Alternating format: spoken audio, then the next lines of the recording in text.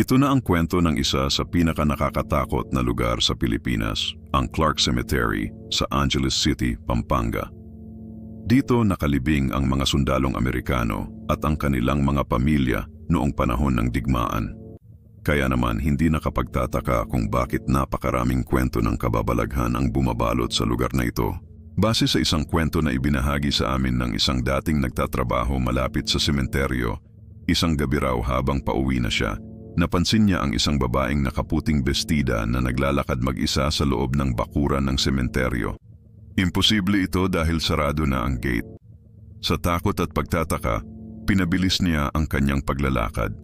Pero habang papalayo siya, parang may sumusunod sa kanya. Narinig niya ang mga yabag sa likuran niya, kasabay ng mahinang pag-iyak ng isang babae. Hindi na siya lumingon pa at tumakbo na lang ng buong bilis hanggang sa makarating siya sa sakayan. Isa pang sikat na kwento ay ang tungkol sa mga batang naglalaro raw sa sementeryo tuwing dapit hapon. Maraming nakakakita sa kanila pero kapag lalapitan mo, bigla na lang silang nawawala na parang bula. Sabi ng mga matatanda, sila raw ang mga kaluluwa ng mga batang pumanaw dahil sa sakit noong unang panahon. Hanggang ngayon daw ay naghahanap pa rin sila ng kalaro.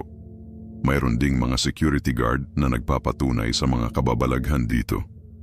Isang gabi, habang nag-iikot ang isang gwardiya, may nakita siyang anino ng isang sundalong nagmamartsa malapit sa mga puntod. Akala niya ay imahinasyon lang niya, pero nang itutok niya ang kanyang flashlight, bigla itong nawala. Kinabukasan, nalaman niyang hindi lang siya ang nakaranas nito. Maging ang mga kasamahan niya ay may kanya-kanyang kwento rin ng mga sundalong nagpaparamdam. Ang pinakakilala sa kanila ay ang Crying Lady, na madalas daw marinig na humihingi ng tulong malapit sa isang malaking puno ng akasya. Ang Clark Cemetery ay hindi lang isang libingan. Ito ay isang lugar na puno ng kasaysayan at misteryo. Mga kwentong nagpapaalala sa atin na may mga bagay sa mundo na hindi kayang ipaliwanag ng siyensya. Ikaw, may kwento ka rin ba tungkol sa Clark Cemetery? I-share mo naman sa comments. Maraming salamat sa panonood.